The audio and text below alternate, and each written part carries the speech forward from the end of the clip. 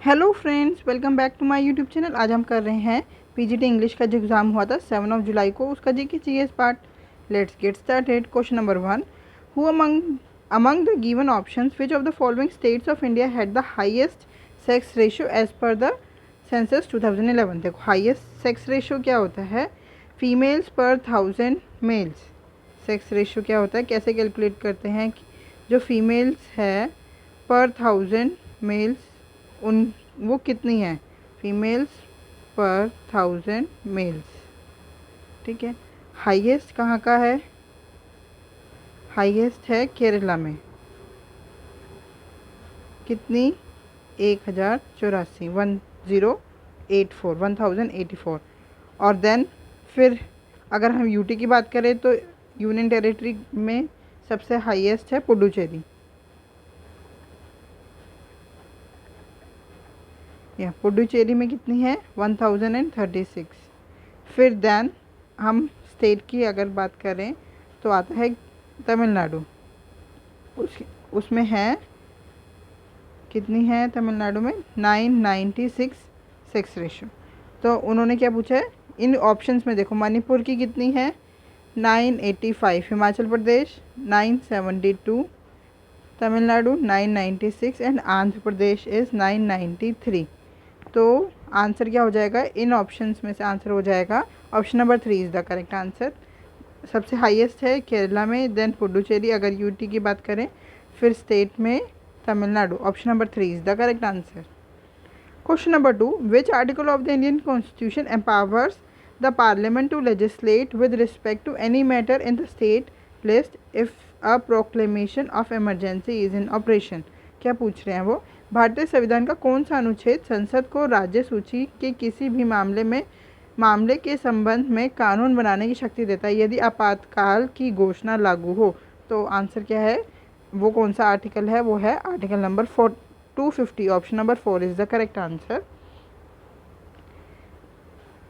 और जो ये लॉज बनाते हैं state list at the time of emergency, तो जब एमरजेंसी ख़त्म हो जाती है उसके 6 महीने बाद, आफ्टर 6 मंथ्स, ये जो लॉ बनाया है वो भी ख़त्म हो जाता है। ठीक है। Question number 3, the 70th national film awards was announced by which ministry of India? 70th film awards किसने अनाउंस किया था? Ministry of information and broadcasting. Option number 4 is the correct answer. Question number 4, writer Arundhati Roy won the Booker prize in the year 1997 for her novel. Arundhati Roy की कौन सी novel के लिए उनको Booker price मिला था 1997 में? The God of small things. Arundhati Roy की और कौन कौन सी नॉवेल्स हैं? हम सबकी नॉवेल्स डिस्कस कर चुके हैं, मेनली जो जो पूछी जा रही है एग्ज़ाम में। तो आप अरुंधति रॉय की बता दीजिए। 2 स्टेट्स पहले देख लेते हैं। देखो, 2 स्टेट्स, 2 वर्ड आ रहा है ना, न्यूमेरिकल आ रहा है, तो किसकी होगी? चेतन भगत की। चेतन भगत की ज़्यादातर सारी नॉवल में आपको न्यूमेरिकल मिल रहा है। आप अगर आपको नहीं पता है कि नॉवल किसकी है और आपको न्यूमेरिकल दिख रहा है तो आप चेतन भगत आंसर लगा सकते हैं। मिडनाइट चिल्ड्रन किसकी है? ये सलमान रश्दी की।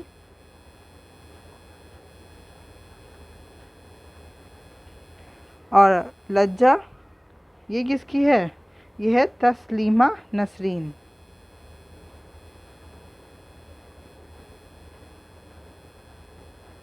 अब हम अरुंधति रॉय की और बुक्स देख लेते हैं कौन सी है। एक तो होगी the God of small things, जिसके लिए इनको मिला है 1997 में बुकर प्राइज़। सलमान रश्दी को भी मिला था द मिडनाइट चिल्ड्रन में, मिडनाइट चिल्ड्रन के लिए बुकर प्राइज़। ठीक है। और अरुंधति रॉय की बुक्स हैं the ministry of utmost happiness, ministry of utmost happiness, an ordinary man guide to an empire, an ordinary man guide to empire. और सलमान रश्दी की और कौन कौन सी बुक्स हैं, मतलब नॉवेल्स? द सैटनिक वर्सेस, एक तो होगी midnight children, the Satanic versus,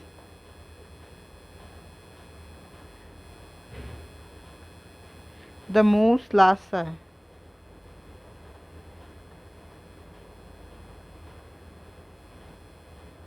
Chetan Bhagat की, जिसमें आज आपको न्यूमेरिकल दिख जाए।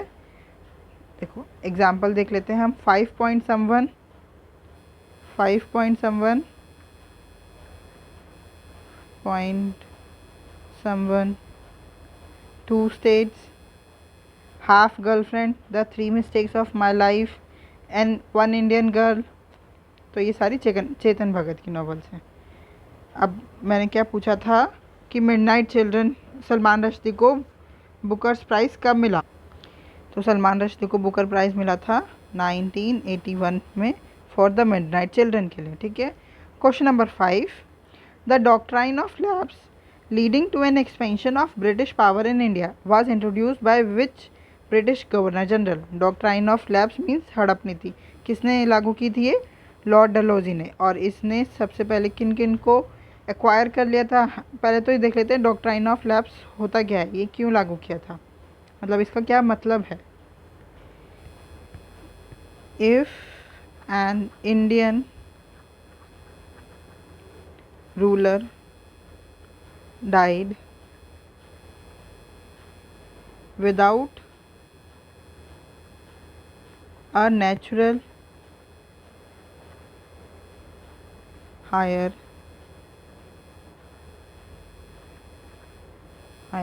his kingdom would automatically lapse by the British East India Company. His kingdom would automatically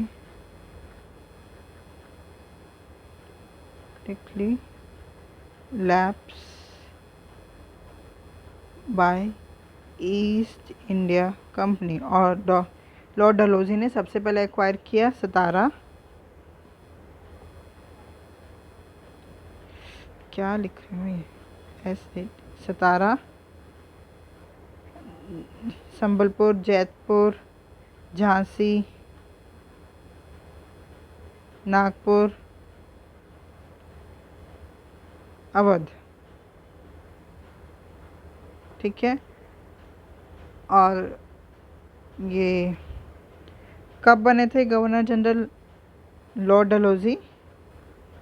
इनका टाइम पीरियड था 1848 से 56 तक का। कर्जन के बारे में देख लेते हैं। लॉर्ड कर्जन, इनको कहते हैं known as partition of Bengal, known for the partition of Bengal. Lord Curzon की वजह से ही पार्टीशन ऑफ बंगाल हुआ था। कब? 1905 में partition of Bengal. Partition of Bengal. और Canning, Lord Canning, governor general during revolt of 1857। 1857 के विद्रोह के टाइम पे कौन गवर्नर जनरल था? Lord Canning. और यही फिर फर्स्ट वाइसरॉय भी बने, first viceroy of India. Governor general during revolt of 1857। और फिर गवर्नर जनरल का पद ख़त्म कर दिया था और फिर वो हो गए वाइसरॉय। तो ऐसे first viceroy of India. Question number 6, the Pradhan Mantri Ujjwala Yojana is related to which of the following sector? Pradhan Mantri Ujjwala Yojana is related to LPG connection. Option number 3 is the correct answer. Pradhan Mantri Ujjwala योजना कब लॉन्च की थी? 2016 में बाय गवर्नमेंट ऑफ इंडिया। ठीक है। और प्रधानमंत्री उज्ज्वला योजना का मेन ऑब्जेक्टिव क्या था? ये था provide free LPG connection, liquefied petrol gas, LPG connection to women from BPL, below poverty line households.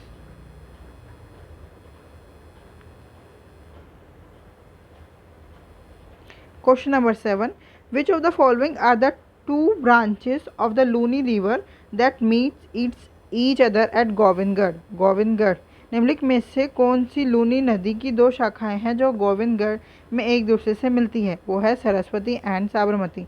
Option number 2 is the correct answer. ये जो धानसारी है ये नॉर्थ ईस्ट की रिवर है, लूनी की नहीं है। Question number 8, who among the following was honoured with the Dronacharya award 2022 in the lifetime category for football? किसने जीता था द्रोणाचार्य अवार्ड 2022 में lifetime category for football? देखो वो है Vimal Prafulla Ghosh. Option number 4 is the correct answer. इनको भी 2022 में ही द्रोणाचार्य अवार्ड मिला था, बट किस कैटेगरी में वो हम देख लेते हैं। जो राज सिंह है इनको मिला था रेसलिंग की कौन सी लाइफ टाइम कैटेगरी में, लाइफ टाइम कैटेगरी। ठीक है।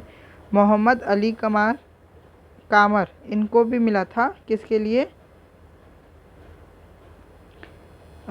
बॉक्सिंग के लिए। और कौन सी कैटेगरी में? रेगुलर कैटेगरी में।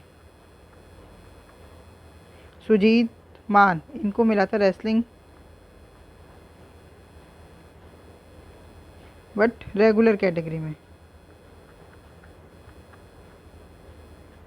Question number 9, how many metre is the average height of the Purvanchal hills above sea level? Purvanchal पहाड़ियों की समुद्र तल से औसत ऊंचाई कितने मीटर है? ये है 500 से 3000 metre. Option number 4 is the correct answer. Purvanchal hills में कौन कौन सी हिल्स आती हैं एक बार हम नाम कर लेते हैं। और ये पूर्वांचल हिल है कहाँ पे? जो नॉर्थ ईस्ट इंडिया का सबसे कोने वाला पार्ट है ना, ये अरुणामामी शॉर्टकट है। अरुणाचल प्रदेश देखो अरुणामामी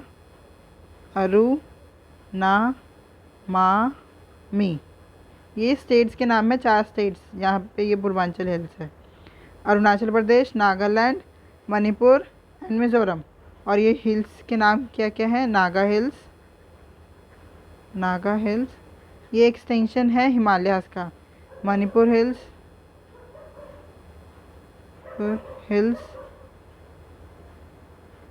मिज़ो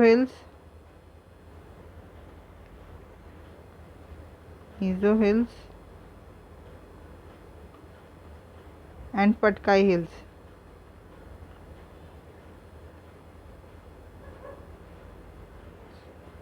ठीक है।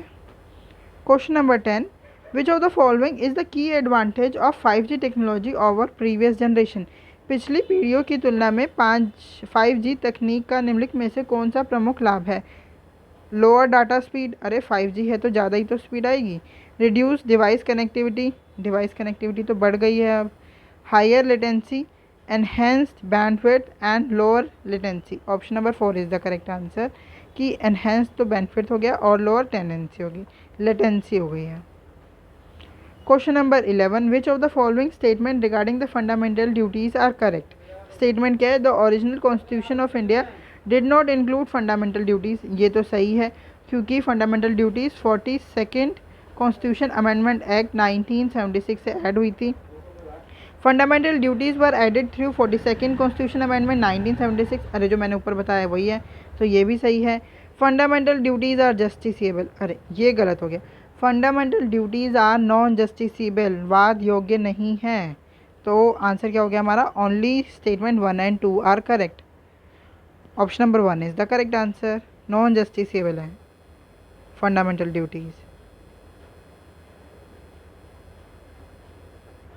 Question number 12, the first female player who was honored with the major Dhyan Chand Khel Ratna award is MC Mary com.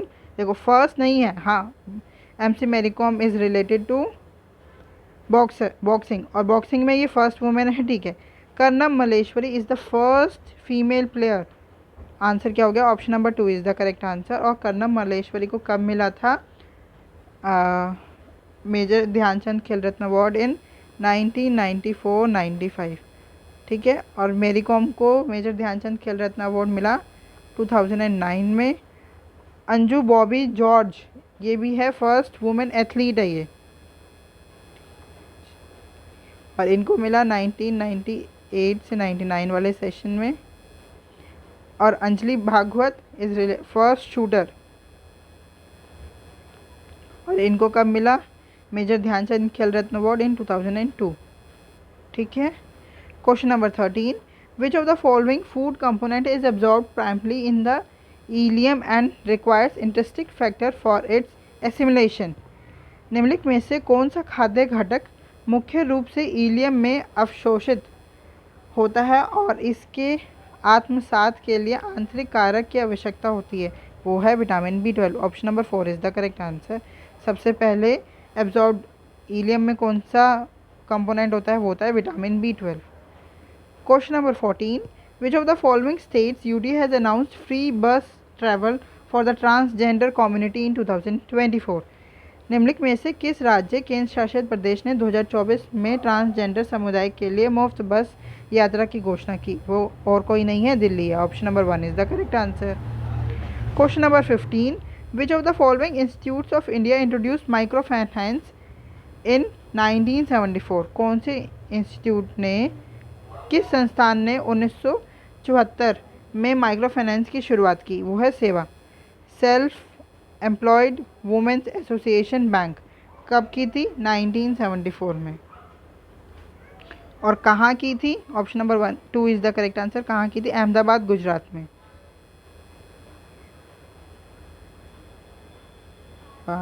Gujarat. Question number 16, the former governor of RBI has been appointed as principal of secretary, principal क्या रही है? हाँ, principal secretary of which government department या ministry? देखो, former governor कौन थे पहले तो ये बता दो, जिनका सेशन था 25th गवर्नर पूछ रहे हैं यहाँ पे, 25th RBI गवर्नर, जिन 2018 से 24 तक इनका ये थे गवर्नर, और ये थे शक्तिकांता दास, श्री शक्तिकांता दास। और अब क्या है? ये हैं prime minister's office, PMO। Option number 3 is the correct answer. और जो ये तो 25th है ना, 26th RBI गवर्नर कौन है? मैंने पहले भी आपको बताया, संजय मल्होत्रा। संजय मल्होत्रा, ठीक है। और इन्होंने कब ऑफिस ज्वाइन किया है? ये पोस्ट 11 दिसंबर 2024। और जो ये शक्तिकांता दास हैं, ये PMO कब बने हैं? इन 2025 में, स्टार्टिंग जनवरी फरवरी में बने। Question number 17, which of the following is not a Dhammalipi design by Ashoka? The Kalinga rock edicts, yes, Ashok ने इंस्क्राइब किए थे। 7 pillar edicts, yes. Rock edicts from Mysore, नहीं, मैसूर वाले जो रॉक एडिक्ट्स हैं ना, वो किन्होंने? चालुक्यास एंड होयसाल से रिलेटेड है, रिलेटेड टू चालुक्यास और होयसाल्स, ठीक है। और 14 रॉक एडिक्ट्स, ये भी अशोक से रिलेटेड। तो आंसर क्या हो गया? नोट पूछा है, तो option number 3 is the correct answer. Question number 18, Chhath Puja a dash celebration which take place after Diwali is dedicated to the sun god and his wife Usha to thank them for sustaining life on earth and for granting wishes। Chhath Puja एक कितने दिन का उत्सव है? वो ये पूछ रहे हैं। इज़ अ 4-day उत्सव। क्या होता है? पहले होता है नहाए खाए। इसमें क्या होता है? Ritual bathing and food purification.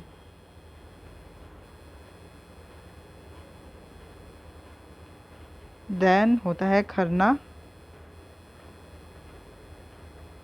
ये होता है डे लॉन्ग फास्टिंग, पूरा दिन फास्ट रखते हैं, फास्टिंग। देन आता है आपका संध्या अर्घ।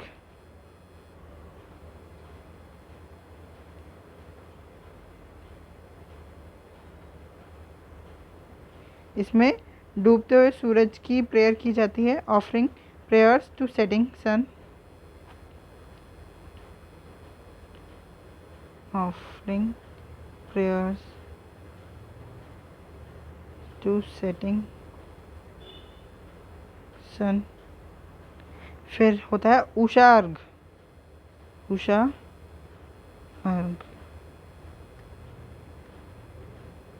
इसमें उगते हुए सूरज की भी पूजा की जाती है। ऑफरिंग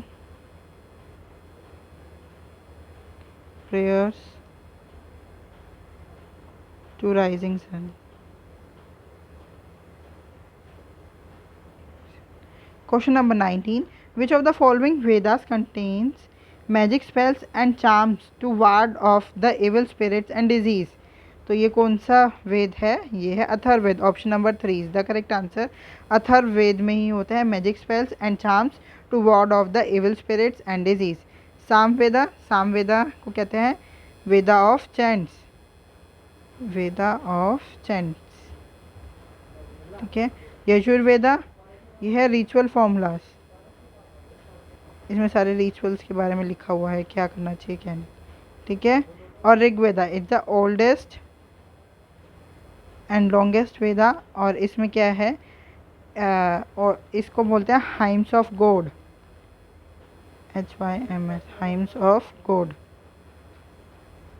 ऋग्वेदा में 1028 हाइम्स है, और ये ऑर्गेनाइज्ड है, ऑर्गेनाइज्ड इन, मतलब जो ये हाइम्स है ये 10 मंडल्स में लिखे हैं। Mandal means books, organized in 10 mandals. Question number 20, which of the following is the formula for marginal propensity to save. Marginal propensity to save का क्या फॉर्मूला होता है? वो होता है marginal MSP is equals to change of saving, मतलब change in saving divide by change of income. तो answer क्या हो गया? Option number 1 is the correct answer. आपकी पहले जैसे इनकम, मतलब जो भी आपकी पहले इनकम थी और उसमें जितना बढ़ गया है उनका डिफरेंस चेंज इन इनकम वो हो गया, और आपने कितना सेव किया है वो हो गया ऊपर। तो उस सेविंग में भी जो चेंज हुआ है, मतलब change in income divide by change in saving divide by change in income, sorry मैं उल्टा बोली जा रही हूँ बार बार, इसको delta S by delta Y बोलते हैं। Change in saving divide by change in income, तो फार्मूला है marginal propensity to save. I hope आपको ये वीडियो अच्छी लगा। आपको कोई भी डाउट है तो आप हमसे जुड़ सकते हैं @maths PS1 टेलीग्राम चैनल पे। Thank you, keep learning, keep practising.